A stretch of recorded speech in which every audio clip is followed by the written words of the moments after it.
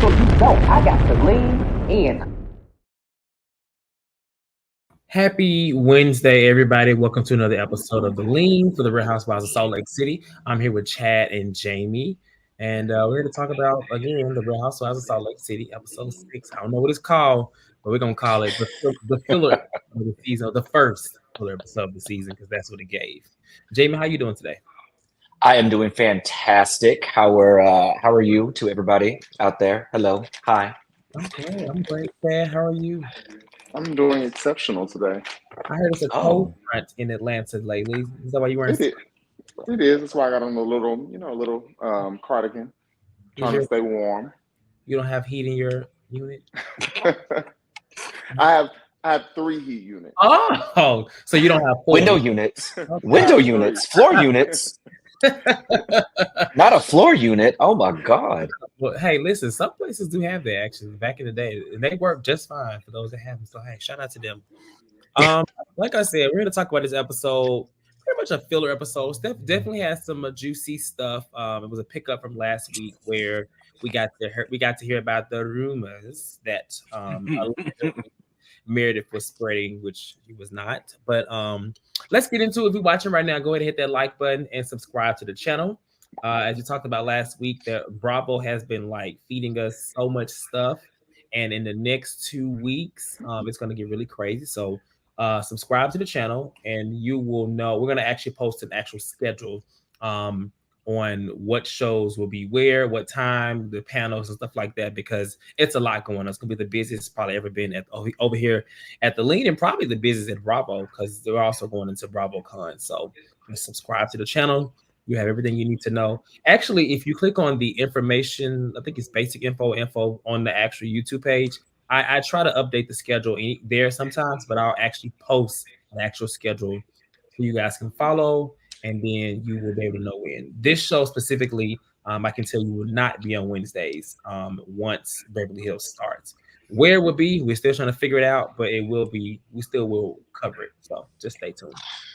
All right, so last week's episode we had Angie, Lisa's little events, and where she had her crepes and people were there, and we finished off with the rumor coming out as to what we kind of already alluded to on this channel as well. It's kind of predictable, to be honest. We wanted it to be something different. But Monica tells Angie and Lisa, she tells Angie and Whitney the rumor. They pull Angie to the side, and she is just flabbergasted. Now, many of you all last week said that she's heard it before, and it kind of sounds like she did hear it before based on the conversation she's going to have later. But pick it up in this episode, Angie walks over and she confronts Meredith and says, "Listen, I want to talk to you right now. Like, this is not happening. You're not walking off. You're going to talk to me." And so, Meredith, I don't know if production made her sit down, but it looked like I just don't know what would possess Meredith to sit there and listen to Angie, because I wouldn't have done it just based off all the times that she's walked off from her in the last 4 episodes, right? But she actually sat there and was listening, at least what we saw. And so she tells Meredith that she knows that she's been spreading this rumor. And Meredith says she doesn't know anything. She hasn't talked about any rumors, anything, especially about her husband, kind of alluding that the rumors that she was thinking about may have been something else, less about her husband. I kind of caught that. I don't know if y'all caught that. Yeah. But Angie is just like, I don't know why she has been spreading rumors when she's been going around town spreading her legs for all of Salt Lake City and whatever else in the world outside of her marriage. And Meredith denies it, but she gets up and walks away and was like, "You will not speak to me in this way. Speak to me with respect." Chad, I think I hear some audio in your background too. I think it sounds like me. I don't know if it may be like another, what Yeah, Jay watching the Lean on the TV. Shout out to Jay for watching us. I do not want to hear myself. Thank you, Jay. And so Whitney gets involved, and Whitney says, like, you did talk about it. You talked about it at the airport, and Meredith immediately knows what the hell is going on. The fact that Whitney has kind of put something in Angie's ear, she walks off and goes over to sit by Lisa and Mary, who is looking very awkward. I don't even know what they were talking about, but Mary was sitting there like, "Thank God you came and saved me." As Lisa is just like, "Yeah, this is so great. We're having such a good time." And so Angie walks back over to Meredith and is like, "You're not gonna walk away. You're gonna listen to me." Um, and she brings up the jazz tickets rumor from last year, saying that she has, kind of been going around running a lot of marriages in the past, spreading rumors about a lot of different marriages in the past. And she says that. And so, like I said, Meredith gets up and walks away and says, "You're going to talk to me with respect." It kind of got heated because, she's like, "Don't touch me. Don't put your hands on me," because Angie was very aggressive. I mean, I guess if I had some rumors about me if I thought that someone was spreading rumors, I probably would be maybe just as aggressive. I don't know. But give me your thoughts on the way that Angie confronted Meredith, how she relayed the message to her, and Whitney getting involved. Because as we talked about last week, we already said that she never said any rumors. She just said she knew of some rumors. Monica just kind of put it out there what the rumor was, or it sounds more like what people around town have been talking about. Because same moment, Heather, well, we'll talk about that part. Let's get the thoughts on this first, Chad. Angie just made herself look more lame to me, because she wants resolution supposedly, but she doesn't approach the right way to get resolution, in my opinion. I thought that it was very tacky to basically just charge Meredith up, like without, even coming saying, "Hey, this is what was said to me. I just want to hear your take on it and hear what you have to say." I think if I wanted to know something, that's how I would have approached it. But it's Angie, so I'm not surprised that she approached it the way she did. And Meredith made a comment within this scene somewhere where she told Lisa, I believe, she has this weird thing with me. And that's really how I feel. I feel like Angie has a weird thing where whatever somebody says that Meredith said, she believes it automatically. And she goes full throttle without trying to, like I said, dissect it and figure it out on your own. But it was very dumb on her part. She made herself look stupid to me, especially when Meredith is the queen of disengaging.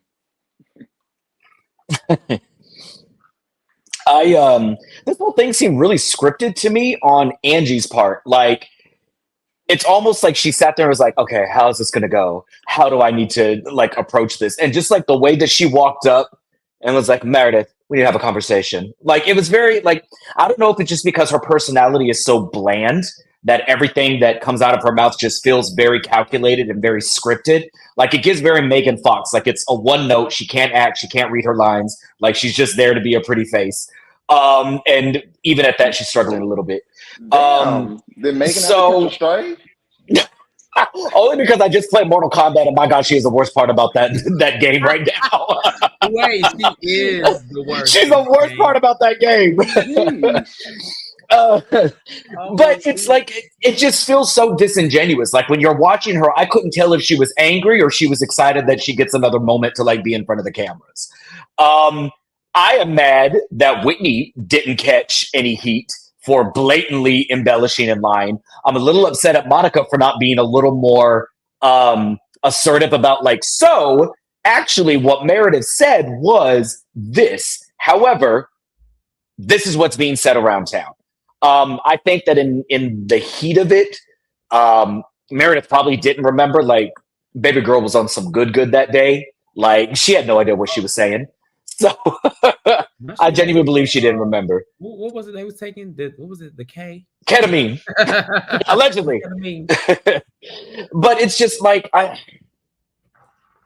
think if it was any other housewife other than Angie, I'd be like, yeah, yes, let's get her, confront her. But with Angie, it's you just seem so disingenuous. I can't even enjoy it because Angie listens to respond and not listen to listen. She's always scripting her next line. And then even when Meredith shut down the scene, the fact that she was like, "Oh, let me go confront her with this. Let me just start the scene over. Can I get my mark again? Where's my mark?" She's always walking away. And I'm like, I'll walk away from you too. You're annoying. You are annoying. I don't. And then Lisa too. Whitney. Yeah. And then Lisa, "Oh my God, I'm having so much fun. I'm so glad we came. I'm so glad everybody came. Thank you guys for coming. It's so great." I'm like, read the room, girl. Everyone is not glad. Everyone's not having Mary is starving. She don't know how to order no flatbread. There's no drink. There's only 3 other people at this event. She don't like the fashions. Mary didn't like that. She doesn't like anything about her. Wig's a little crooked. Somebody help her. I'm weak. Okay. Also, Antonio's not here today, but today is Antonio's birthday. So happy birthday to Antonio. I don't know where he's going tomorrow, but he has been traveling a lot. So Happy birthday. surely his PTO is his bank is out. Well, he'll be back next week. I heard way. I heard he's got boyfriends around town, and they're all gonna meet up tonight, and he's opening his legs for married men. So he's being The stretched. rumors. The rumors. The Well, rumors. listen, if we don't want Antonio to sue Jamie, I would hate for him to take everything in the house. So we're gonna Maybe if Rent-A-Center ain't already got it, he ain't getting it either. Oh, I'm weak.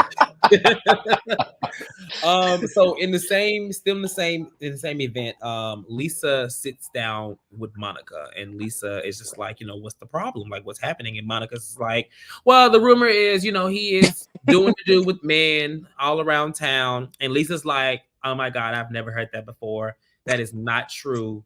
As if it was her own man. But she said, I've never heard that before.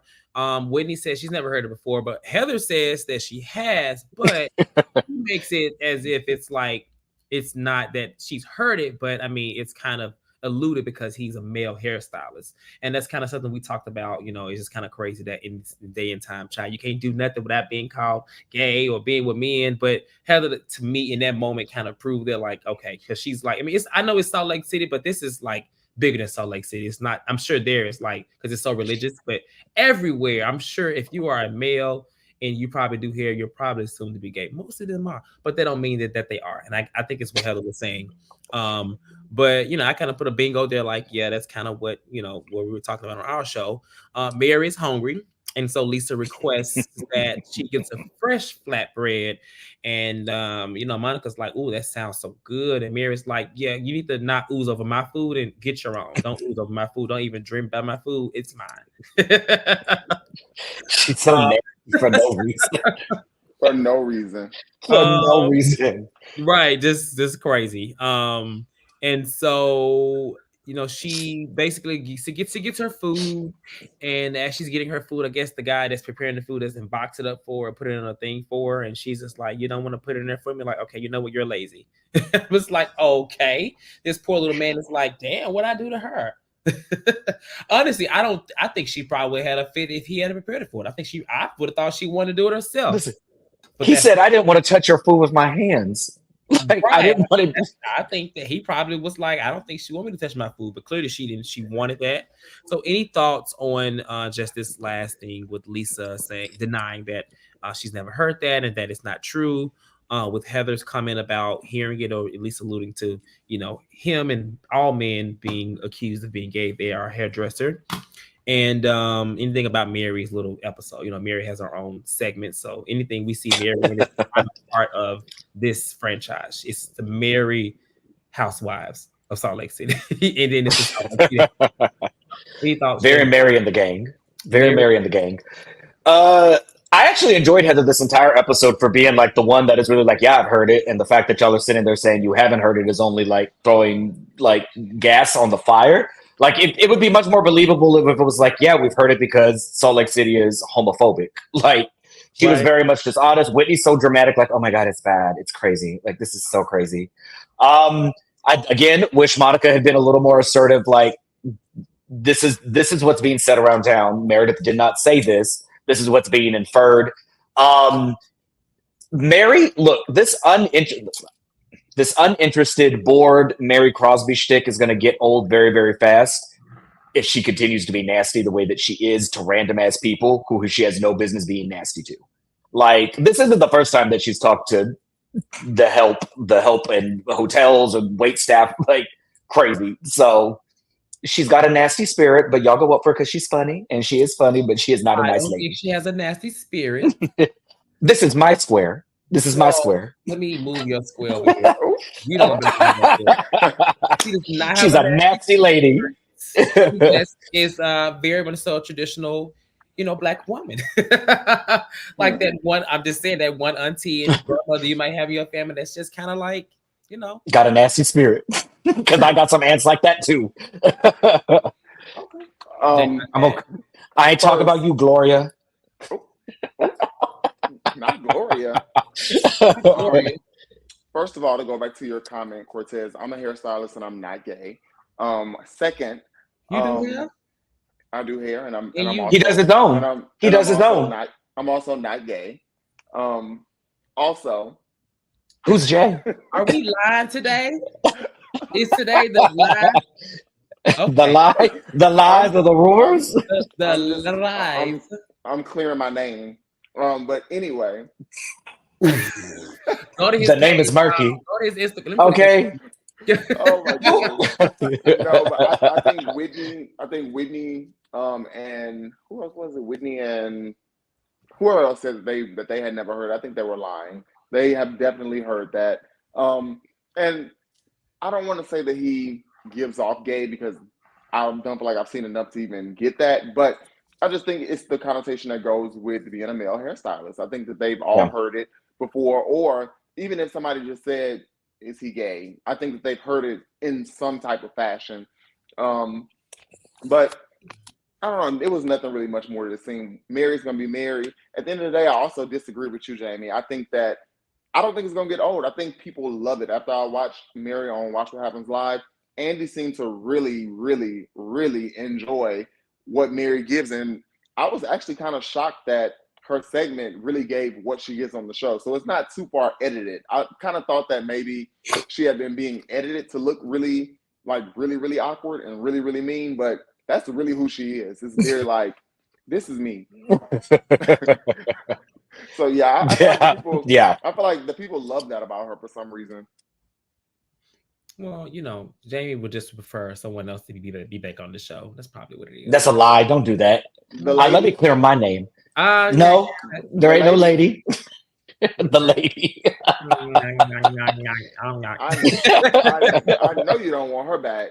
Well, listen, the day that I want her back is the day Chad starts sleeping with women, and that is not alleged. Well, he might be sleeping with women. That's his business. That's a lie. I ain't never heard that. When this camera goes off, we don't know what Chad does, and that's okay. Thank you. Not you saying Jay put on a wig and they role play. Well, look, family is off limits. Don't talk about my husband. All right, so we finished on the event. The event is over. Meredith leaves, and the next thing we actually see is Angie and her husband, and she's making up the bed. First of all, her bed was huge.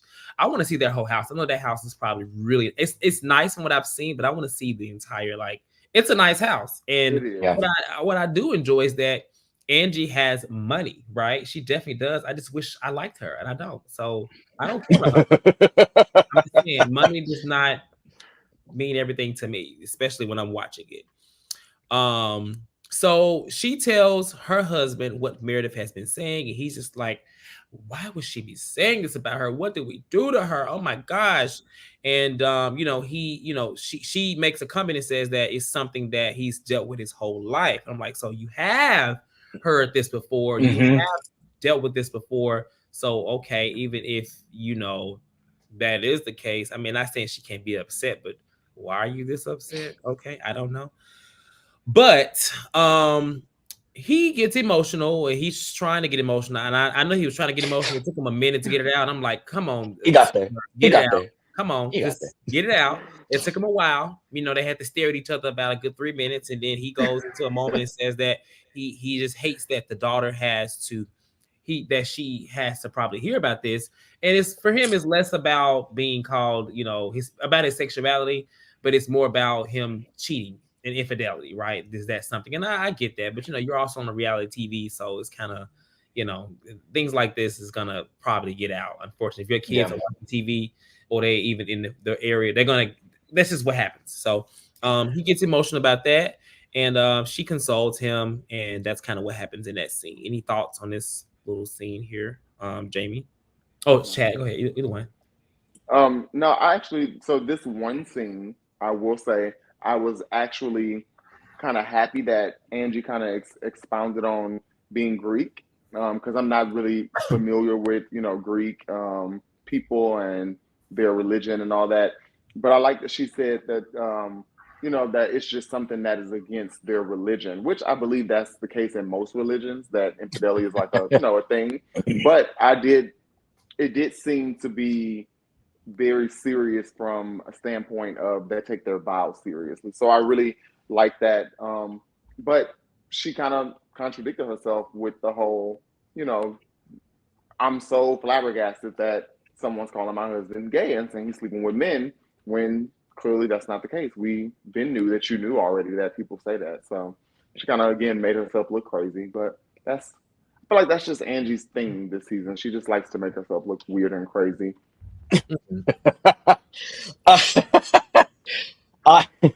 No, that's our surgeon. I I have to say that this scene. So here's the thing across all Housewives franchises when it comes, because I think we talked about this last week when this got brought up. It's kind of on par for the course. Like at some point, somebody's husband going to be accused of being gay, and it is getting to the point where it's really annoying because all these women will take bookings at gay events and at prides and at these things, but none of them have the license or have the wherewithal to sit here and at least say, I don't like, there's nothing wrong with being gay. Like you're like the husband tried to be like, it's not about being gay. It's about you, claiming that I cheated on my wife. Like he expounded a little bit on the Watch What Happens Why. What was it last week? He was like, I don't care. We have tons of gay friends, tons of gay clientele. Like we're good. It's just that inferring that I'm cheating on my wife. And it's this thing where it's all of them are they're less concerned about the cheating aspect and more concerned about the inference that their spouse may be gay.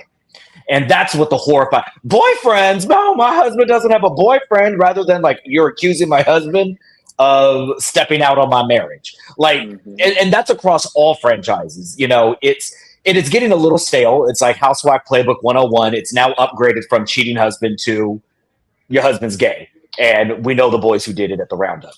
So it's getting really really old, and I want these women to at least, I mean, Heather was the closest one to come to it and just be like, the church is super homophobic, transphobic. Everybody infers you're gay. You wear a sweater, you're gay. So like, kudos to Heather for at least calling it out for what it is. But it's just annoying. Like say what it is. Like that you're horrified that someone's accusing your husband of being gay. Like just say what it is, and I respect you so much more. Stop skirting around that issue. Do you feel like do you watch Angie K? Well, we haven't seen much of him and her a lot, but every time I watch him, someone just made a comment and said that she thinks they have intimacy issues, but I don't know if I see that. I just don't see I don't know how I don't see I don't know. I'd be looking for a certain connection in these scenes, and I don't see it with them. I mean, I even saw it with Jen Shah and her husband. You know, we've been going through the issues, but I feel like he definitely loves her. I'm not saying he don't love. I don't say he don't love Angie, but it just seems there may be some validity in it. I don't know. In her defense, though, she did say last week, I think, or the week before, that once like their daughter came around, like they did have I forgot how she worded it, but you know, life hit them or whatever. Oh, yeah, you're right. You're right. I forgot exactly how she said it, but I mean, I think that's natural, especially when you've been with someone for so long. Since high school, right? I think she said they've been together. Yeah, since high school. Yeah. Since since high school. So like, girl, I'm not trying to jump your bones after 20 years. Yeah. Now they probably just move. They probably just move more like best friends now. Nah, I know. as Brooke says, stretch me out. I know that's right, Brooks. Okay, so then I'll clump these two scenes together, but one with a question. So Monica, she's showing more of her life, and what I will say is that at first I was like, I know we watch these shows for glamour and money and the riches and things like that, but like I'm starting to appreciate a bit of Monica just kind of showing that she's just an average Joe woman, wife, single parent.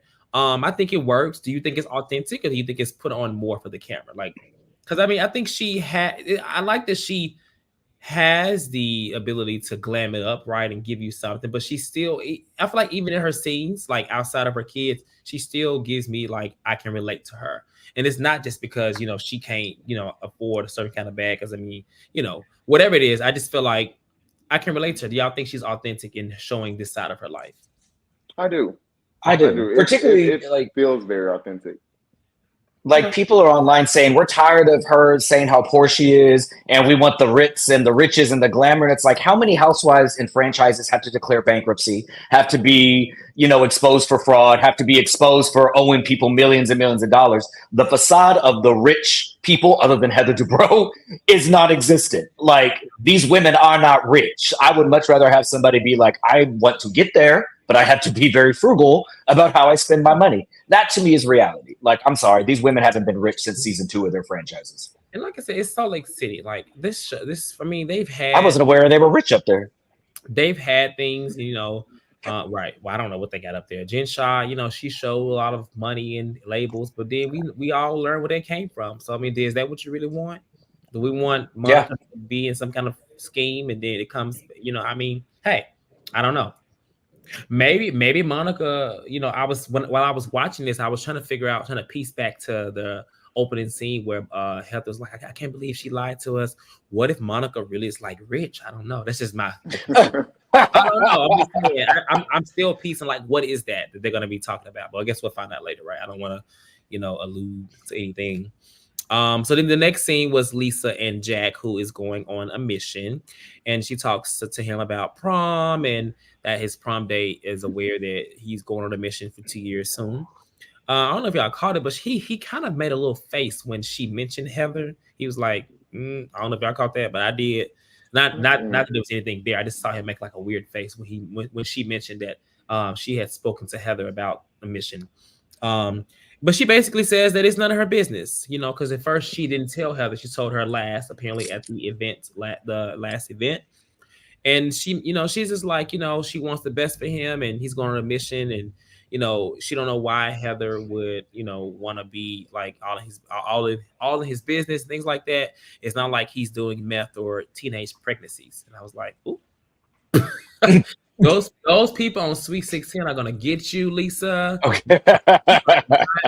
You are not facing these little allegations of your ass being so far removed, because every week you come back with something that just kind of shows more and more that you are not in touch with reality. But the people, the girls, and it's crazy because we've never seen this side. But it's like coming. It's like we wanted her to be a villain, but now it's like it's just coming. I don't know if it's coming in the best way. But hey, the teenage pregnancies kind of took me out. That's just me. Any thoughts on this scene with her and Jack? I thought it was a cute mommy son moment, and it, in a way, it kind of gave her that human side. But she always with her kids for the most part, anyway. But it was a cute little moment. I think that she probably talks big stuff about Heather when she around her kids, because if Jack did make that face, which I believe he did, it's probably because of some stuff Lisa done said around him. Okay, he's like, "Why are you talking to her?" Right. So the thing that I'm really confused about, and I'm kind of on Heather's side with this. One, Heather has her own religious trauma regarding the Mormon church, but Lisa herself has said they're not devout Mormons. They don't regularly attend church. They drink. They live a life that's just like kind of whatever.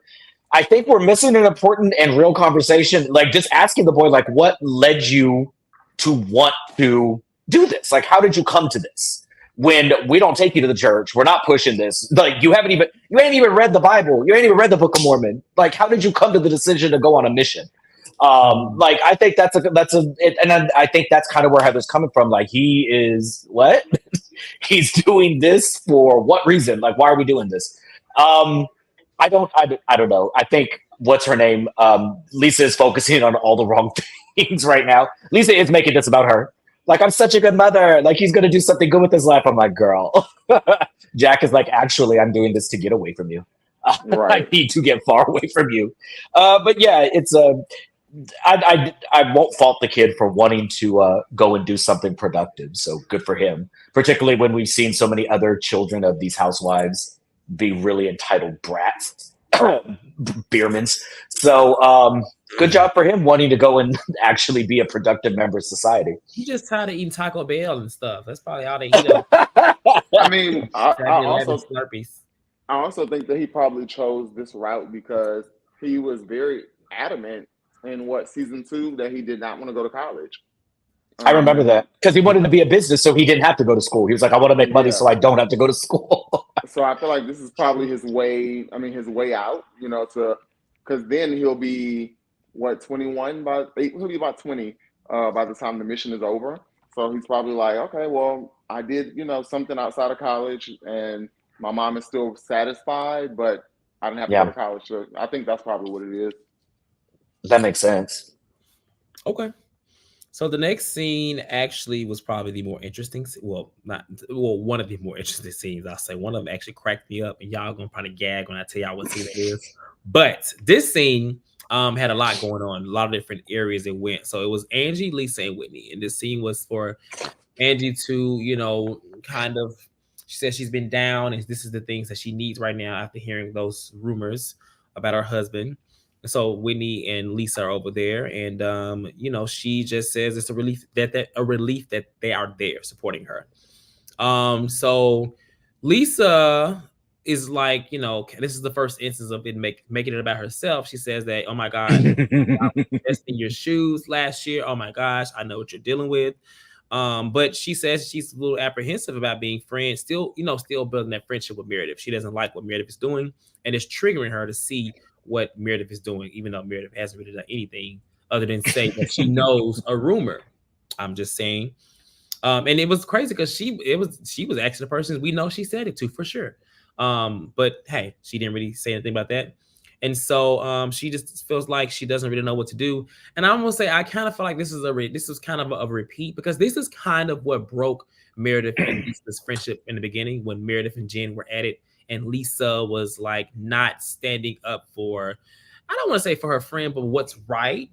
She just kind of takes a side, and it's kind of crazy that they're about to go back down this path, because this is what broke y'all from the beginning, was her not standing up for what's right in a situation.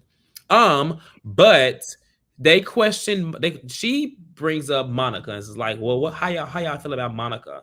And she says that because she makes up things. It's like she made her think about Snoop Dogg on a plane. And so Whitney actually defends Monica, and it's just like, no, it's not her. I'll applaud her for speaking up. It's all Meredith. It's all Meredith. Everything is Meredith. Meredith, everything. And she's just like, so Meredith gone home. I'm like, Whitney, please get that heart off. I know what you want. It's you, Whitney. It's you. You're making it. Stop it. Like, Meredith, she's not an angel, but let's be clear. Like, if you're gonna hold somebody to the fire, yeah, not sure. But anyway, wait. What's it say? The chat is glitching and not working. What's wrong with the chat? Is the chat glitching for y'all? Tell me what's going on. I don't see. Mel, you sure it's us or is it you? Well, he said he gotta go. Okay, well, if the chat is glitching, let me know what it's doing. But it looks like it's moving fine for me. But if you're watching, let me know if anything's happening in the chat, y'all. I'll try to fix it. So as they are going in this whole moment, Angie is just like, well, how do y'all feel about Heather? And she says that actually after the trip, Heather's been different. She invited her over, and they show this scene, this unseen scene where Heather basically says that she has respect for Angie for basically putting up with everything she was put through during the trip, and she wished that she had done more to help her and support her on the trip. And I'm like, oh my God, Heather, why would you be boosting this lady head up? Why would you give her this ammo to make her feel even more like she's like isolated? And it's just not cool. But okay, Heather. And as she's doing that, Lisa is just like, wait, I'm sorry, what you going through, Angie? Forget that. She's never done that to me, like, ever. And right now I'm triggered, I'm emotional, I'm shaking, I'm physically shaking. And Heather didn't give me the same grace last year when they said that I had sex for jazz tickets. And it's like, wait a minute, Lisa. Like, no, this is her moment. And I'm really surprised that Whitney surprises me this season, because she gets on my nerves, but she's actually made some valid points. Mm-hmm. And it's like, she could be going up the right path, but she doesn't go too far before she falls back down. So yeah, she's like freaking out. Lisa gets emotional and says that, even recently Henry heard about some naked photos of Lisa, and it just made him go crazy, and she had to answer to that. And so Whitney is just like her stance of, Lisa read the room, and Lisa is just going on about, you know what, it doesn't matter what was said. I like who I am. I like myself too much. And I'm just like, we see that. We definitely see that. Even like I thought this was about me. But, okay. Any thoughts on this scene? Lisa Barlow never misses an opportunity to talk about Lisa Barlow, and I love that for her. She ate this all the way up. The thing that is nuts to me is that Lisa is sitting there crying about the fallout from being accused of sleeping with people for jazz tickets while sitting on the couch with the woman who said that she was sleeping with men for jazz tickets. And even after going back and watching the scene with Meredith, Meredith did not say she was sleeping with men for jazz tickets. All she said was she does favors to get her liquor in the stores. That could be monetary. That could be what is the word? Little fallbacks and a little tit for tat. Whitney's the one that took it and blew it all the way up, as we know, caused that whole drama. It's insane to me. I really don't know how everybody got on the same mindset of Meredith as this shit-starting villain when we have seen for 4 seasons. It is Whitney that does that. If anything, and then we come on here and we talk so much with Meredith. Meredith is an attorney. She is never going to say anything that's going to incriminate herself to the point that Whitney does. She chooses her words very, very carefully, but she's also very reactive. She's not out there bringing up anything. She's not out there talking about stuff. She does it as a way if somebody comes at her first. And even then, she's saying, do we need to talk about the rumors floating around her husband? That's all she said, which could be anything. He's a shady businessman. He owes money. Like, he over there doing drugs in the bathroom. Like, that could be anything. Once again, it's Whitney and unfortunately Monica who went to the worst possible scenario and drugged that out, and she's still sitting with Whitney on that couch. But good for Lisa for forgetting about the atrocities that the Greek is going through, and making it about her and centering herself. Keep being you, Lisa Barlow. Never change. Yeah. Lisa Barlow is going Lisa Barlow. That's all I can really say about that.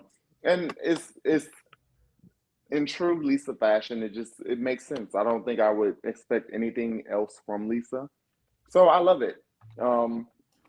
Yeah, I think that I was annoyed with her because you and Heather ain't never been friends like that. So for you to be, so distraught that she reached out to Angie, who she's had a relationship with of some sort since high school, it was like, girl, Heather don't really owe you that.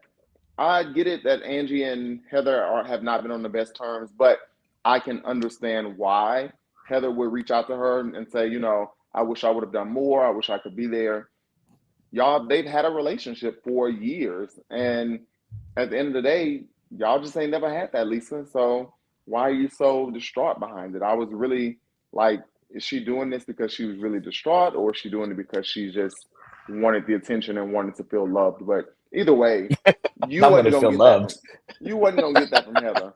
And I don't think Heather owed her that. Well, I'm confused why she didn't even like her from the beginning. She didn't even like her from the beginning. So I'm just like, I don't like let's not be confused with, season 2 when they kind of got okay. They were okay towards the end of the season, remember? But all the relationships with Lisa always come out of that person being at it with somebody else. It's like right now she's so close with Whitney because obviously her and Heather are at it, because her and Heather ended season 2 out on good terms, kind of. I think maybe to the reunion, they had a little moment where they was like kind of bonding, right? But yeah, Lisa, like I don't know why she expected that, and honestly, to Angie's defense, Lisa the rumor may have been out there about these jazz tickets and things like that, whatever, last year, but she didn't go. There wasn't the entire season about these rumors. Like she didn't spend an entire season clearing her name about these jazz tickets. We heard about it like 1 or 2 episodes, and from there it turned more into an issue between Lisa and Whitney. Whitney and Heather. It became less about Lisa, as right after that damn pajama lingerie thing, right? So yeah, Lisa, stop it. I'm also very confused as to why Heather would reach out to the woman who accused her of going down on Jen Shah and having a lover's quarrel at the end of last season to comfort her about somebody insinuating now her husband's gay. And I don't understand why Angie is so upset about the gay rumors when she was insinuating gay rumors on somebody else's mother last season. So like, ladies, my God, y'all want to be gay so bad. Y'all are obsessed with us. Let it go.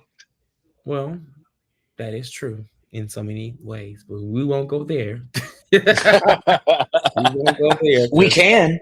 We Yeah, we can. can. It's a whole We different can. conversation, but I don't understand that with Heather. And then I wish that she, I like Heather, and sometimes I don't like her, but I will say I wish she would have been more real last year about this black eye, as real as she's trying to be this season. I think she's trying to redeem herself and reclaim her name, because once upon a time Heather was always the one that would not keep it 100% real, but She was level-headed.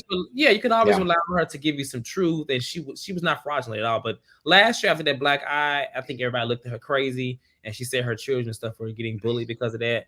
I mean, I don't promote bullying, but child, if I was a kid at that age, I'll probably be like, your mom's a liar, because that was annoying to me. Like, we all watching, it was the stupidest storyline since Lucy Juicy Apple Goose or whatever. The stupidest storyline on Bravo ever. That was stupid. It was dumb. Not sure. But also, what do naked pictures of Lisa got to do with Meredith? I don't know. If you got naked pictures out there, Lisa, that ain't got nothing to do with Meredith or Angie. Like, if things are going on, there are naked pictures out there probably about me. That ain't got nothing to do with y'all up here. Not probably. No, it's probably. Kind of, sort of. Now, Jamie. No. Let's move on. The show's almost over. The show's almost over. The show's almost over. We got so much to recap. I'm gonna stay quiet. Yes, I think Jamie should too. Okay, so this next scene actually was one that cracked me up, and it was Meredith, and she was with her son Brooks, and some of us enjoy Brooks, some of us don't, but she's in the car with her son, and she talks about an accident that she had with her friend leaving the event.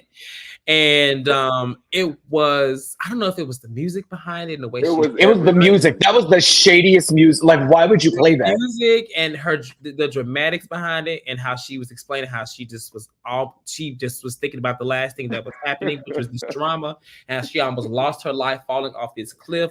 But I ain't gonna lie, I cracked up. I'm glad she's okay. But it was just hilarious. That woman, Meredith, I didn't even know she had this in her to be so unhinged, but she's really hilarious. And it's kind of crazy. It's so spooky how she's like revamped herself, or maybe this has always been her, but she is so with the dramatics, and I love it. I love it. Yeah. The fur coat did it for me. It was the fur coat and the draped ponytail, wiping her eyes. Like, I love me some Meredith. I love it. But she said on Twitter that triggered her because apparently a couple of years ago, she was in another car wreck where her friend actually died in the car. She got ejected from the car. And so that just kind of like, she was like, oh God, like again. But Bravo made it seem like she was just like, it was a little like, and then she just lost her shit. It was the little, the music was like, said accident. It said accident. Salt Lake City music was going, and I was just like, this is hilarious to me. I'm sorry. It was. But that was definitely a serious accident. I'm glad she's okay, because that could have been really bad. But yeah, I'm not laughing at the accident. I'm just laughing at the whole production. The whole production of it was just like, you can tell they were like in their back of their mind, like, this lady's crazy. But yeah. It's the juxtaposition of her crying and in the confessional, and then like Brooks with these enormous like glasses talking monotone, and her just like doing her makeup. Like, it was just nuts. But in this scene, outside of that, they talk about Brooks' first relationship. It was actually kind of an awkward car ride, because she was trying to console him when he was basically like, Mama, I don't need you. It may be my first relationship, but I've dealt with men plenty of times now. So, well, I mean, that's what I gave. I don't need him. I don't want that right now. I don't want what you and Dad have. So I'm good on that. And, that he basically tells her that he gets stretched all the time. So he doesn't have no advice about being stretched. Oh my God, this man. I know somebody who saw him at a circuit party, so I'm sure he do be getting stretched. Hey, I know he be living allegedly. Okay. Good for her though. Him and Riley up there in New York wilding. Oh, Riley gets stretched? Nah, I don't know about I don't want to hear about see that. My God, how did we get here? All right, so the next scene. Chad wants to be Tasha K so bad. Nobody here wants to be Tasha K. Let's leave her name out of this channel, because no. We don't want to owe that amount of money now. Okay, so the next scene was Monica, her mom, and her nana. And in the car, they're headed. Oh, was it bingo? What was that they were headed to? Like some kind of, I don't know what I that thought was. they were playing Baccarat. It was like an old folks retirement It was center, something but they like were that. playing bingo. Well, Nana didn't want to do anything. She didn't want anything. Everything. Her response was always no. He actually probably didn't even want to be filmed, but hey, it worked for the scene. They get to the scene, and Nana is having a good time playing her little game over there to the left. And Monica is talking to her mom, and she just talks about being Mormon, and her mom wants her kids to be in church, closer to church, with some type of spiritual guidance. And you know, Monica's just like, I don't understand how you would want that when you apologize to me for making me go through it. So why would you want that? And so she makes a comment and says, I do more for my kids than you ever did with me. And I'm like, Monica, Jesus Christ, that's a bit much to say, especially in this setting. But I'm kind of learning their relationship because we then find out that there are no boundaries. Apparently, Monica feels like when she want to have 69, her mama just walks in and her mama tells her, well, lock the doors if you're going to have 69, because otherwise I'm coming in to see the 69. And so apparently there was a moment recently where she was she thought she hung up the phone, but she didn't. She was talking bad about Monica. Monica heard it. Grandmother hears it across the room, and she gets mad and storms off. It's like, do not talk like that, even though Monica was just repeating what her mom said. And so their relationship, it seems, I mean, she has kind of said that they've gotten back on track and they get into a good place.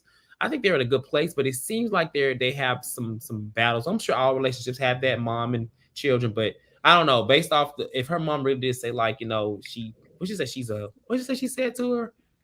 I hate you. Basically, she went on a Lisa Barlow rant. Right. It sounds like there's something there that we're gonna learn more, even in next week's episode, that they're close, but they're still building their relationship to an extent. Any thoughts here? I feel like she might have iced her mom out when she was married. Something about that kind of gave me that Monica kind of gave, oh, I'm married now, I don't have to deal with you. Push it to the side. And then once she's going through this divorce, she's kind of like back in the weave of trying to get back cool with her mom. And I feel like her mom kind of resents her for it. I know I just kind of made all that up, but I think that's what it is. You just made that up. Hey. I got the opposite. I actually resonated pretty well with this part. I grew up super, super religious. As an adult, getting away from the church. I have struggled with trying to build a relationship with my mother as an adult who doesn't necessarily take accountability for stuff that was done in the past under the name of religion. There are times that I thought that I was in a cult, that I was indoctrinated and stuff. And so it's difficult when you have a parent who's kind of left that behind and just kind of doesn't want to acknowledge some of the stuff, but still wants to kind of have a moral high ground on certain things while not necessarily practicing what they preach. And so it gets very frustrating. So you toe that line of like, this is my mother. I love this person. I want to respect. But at the same time, it's very obvious the two of them have not sat down and had an honest conversation about some of that religious trauma and some of the stuff that Monica went through. And it's almost like she gets these flashes of just like bursting out in frustration about some of the stuff, and the mother's just like, that never happened. I don't remember that conversation. We're not going to do that. So yeah, I felt for her. I get it. I understand. Lord, to do that on TV, absolutely not. My God. But I believe, and I also believe that that's not the first time my mother has talked to her that way, the way she did that on the phone. And Monica said it wasn't. So like, I can understand having a mother smile in your face and you're like, girl, we're not going to pretend that you ain't this person. Yeah. Okay. Anything else? Yeah, I can relate a bit to, you know, I've always been fine with my mom. We didn't have a relationship like that, but you know, there's a moment where I feel like, you know, me and my mom, we became closer because before college, I used to be like, I hate you, I want to move out. But after from college onward, when I was able to do my own thing, I felt, you know, we were building. And even like me coming out, well, I came out so young, child. So honestly, but when she became comfortable with me being out, that's when I felt like our relationship had gotten better. But you know, I see both sides. But I hope that you know we don't see it on camera because I Okay. mean, you know, what I will say is if you look back to what's her name? What's the Whitney and her dad. Oh, not that. From Potomac. What's Oh, her Dot, Big Dot, name? Ashley Mama. No, what's her name from Potomac? The one that moms was on drugs. And she was like every scene she's Oh, like Mia's mama. Mia. What I didn't like when that was, I used to always say I hate those scenes because I felt like she was just handing it to her. I don't want Monica to have every scene to be handing to her mom about her past. Like I just don't want to see that all the time. Like I get it, but if mom is not going to acknowledge it, unfortunately, at some point she's just not. So I'm not saying she should move on, but I think that you know I don't want to keep seeing her just kind of like at her mom all the time. She made the comment about like I've done more for my kids. It's like okay, well first of all, y'all are have each other's age. And you have a long way to go. Your kids are very young, you know, still. So, I mean, your mom, I don't think her mom, because she said she would never say that to her kids, but your mom is saying that to you as an adult. So when your kids get to be an adult, and you may say that, and I say you mean it, but let's give her some grace, I feel. And I also don't think that her mom was trying to make the kids be Mormons. I think she just kind of wanted them. I think she just kind of said it wrong, but I think she just wants them to have some type of spirituality in their life. That's all. But Monica's reaction is stemming from her experience as a child. Exactly. Maybe they don't need to be on camera; they need to be in therapy. Let's unpack some stuff because there's some stuff that maybe needs to be talked about. And Monica, she could actually benefit from some therapy because of the things she's gone through. Maybe that would help her mom. They probably both could, but definitely her because she's holding on to it a lot more. And mom is like, "Girl, bye." Right, we're in a good place. Let's talk about my dating life. And Monica's like, no, baby, we are not. Never forget. You know, one thing Housewives will show between these parents and these housewives is that these moms should not be given a damn. Because one of my favorite scenes was when Eva was talking to her mom, and she was emotional, and Eva's mom was eating that food, and Eva was crying. Eva was just like, pass the hot sauce. She didn't say that, but she was eating that food. Y'all remember that, right? Housewives of Atlanta. Yeah, absolutely. Like, and Mama died to Candace. They don't be given. They are just. They don't care. You know, Mama Joyce don't care. Big Dot don't care. They don't. Kim Zolciak mama was like that too. Yeah. Hell, Kim Zolciak mama tried to push her down. Oh no, Kim pushed her down the stairs. Who pushed their mama down the stairs? Oh Lord Jesus.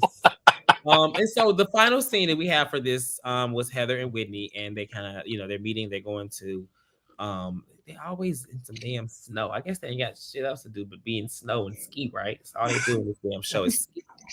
So they talk about the party, and you know, Heather is talking about being the last to know that Jack was going on the mission, and she doesn't understand why, but then she relates it back to her book and feels like maybe the reason why is because Lisa looks at the book as like, okay, well, you know, she wrote the book about being a bad Mormon, and I don't know, but that's what she kind of brings it to, and she feels like it's because of the book.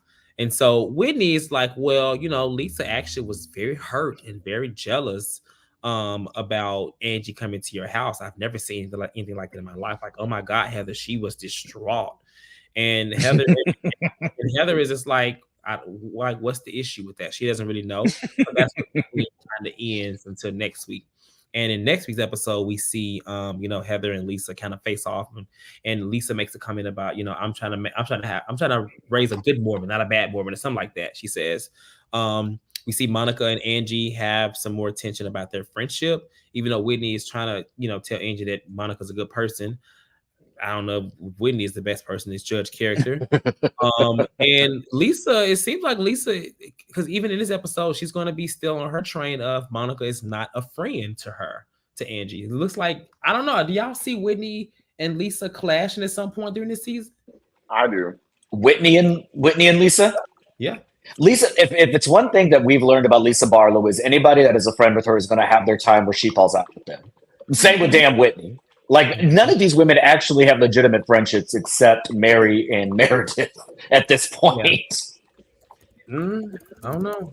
Any thoughts on this last scene between Heather and Whitney about the party and Heather being the last to know about Jack going on the mission, or anything as far as Lisa being upset that Angie, spoke to her. Then Heather reached out I to guess Angie. they resolved their issues. I Who? guess they resolved their issue because Heather and Whitney, because they ain't mentioned it since they got back from girls trip, and they're just carrying on like nothing happened. So I don't think so. I think okay, it looked like cool. they coming back with it later. I don't think so. They just I agree with Heather when she was saying that Whitney was kind of like being a hypocrite of, mhm. disengaging from the Mormon church and saying how it was bad and it was this and it was that. And when it came to her asking why she didn't have any thoughts about Jack, doing the mission, Whitney was just like, I just don't really care. And it's like, but how do you not care? Why do you think that? It was weird because Whitney was saying like, you know, that's your experience, let him have his own experience, la la la la. And I was kind of like, but girl, you clearly have stated, that the Mormon church is not necessarily good for you and not really good Yep. based off of the things. So it's kind of like, why would you think that it's okay to just let Jack go? And I get it. I think everybody needs to experience things on their own, but I don't know if I felt really Not heavy cults about, or alleged yeah, cults or like exactly. something. On the Ultimate Girls Trip, she literally caused a huge stink because she found out Heather had not yet excommunicated herself from the church. A whole Exactly. damn fight. She thought it was her responsibility to let the girls know Heather wrote a bad Mormon book, but she's still a Mormon. Yeah. But like, and I get it, it's a child, but like at the same time, Whitney, like a and Cortez, to your point, Whitney makes friends where it's convenient, where there's an alliance, where they have a commonality of an enemy, which is why her and Lisa Barlow are getting along, because other than that, they have nothing in common. nothing. So, like a Nothing. real friend, if you're a genuine friend, be like, hey, Lisa, have you sat down with your son and really talked about what this entails and like experiences and stuff like that? So, I don't know. Whitney is a hypocrite. That's plain and simple. But she's been a hypocrite in more ways than one throughout the entire 4 years she's been on the show. So, like, I don't know why we expect her to be Yeah. the beacon of truth and honesty at this point. I really think that they kind of walking on eggshells with Lisa just because it's Lisa and they know that they're not going to be able to get through to Lisa because at the end of the day, even though it's not her life, it's her child. And she's Yeah. probably just going to go into a whole hysterical moment and start shaking because you're talking in her mind, you're probably talking about her child and things like that. Yeah. I don't know. I just see that for Lisa. It's probably kind of difficult to get through to Lisa in any conversation. Oh, yeah. It's talking to a brick wall. Right. And I think That's fair. Whitney is trying to keep that friendship. So, but at some point, She needs Lisa. She does, but she's making all these comments in her confessional about how she was jealous and she's so hurt and she doesn't. It's like Lisa, read the room. She's making very sound comments. She's kind of thinking like us in that sense. But yeah, if she does it, when she does it, I hope she does it. But I don't know. I think it's the same with this. I think Heather is probably the best person to talk to about this because she has not because of the book, but because she has gone through it, right? Yeah. And I mean, regardless of whatever happens, she can actually say she's experienced it. Lisa's only heard about it, and she's worried. She's freaking out about her child going. So obviously, she also has the same concern that maybe Heather can kind of give her insight on. I mean, I don't know, but she's not going to listen because it's Heather and probably nobody in the group. So they all are just damned because and just let Jack go. He's probably already gone at this point, and just let him be. Look, if you offer Jack another way to get out of Utah and away from Lisa, he'd probably take it. Be like, look, you ain't got to do a mission. Why don't we go ahead and just send you down to Cozumel or something for a couple of months? Like, just take a break. He'd be like, cool, let's go. And he's tired of that. He's tired of all of that damn stuff.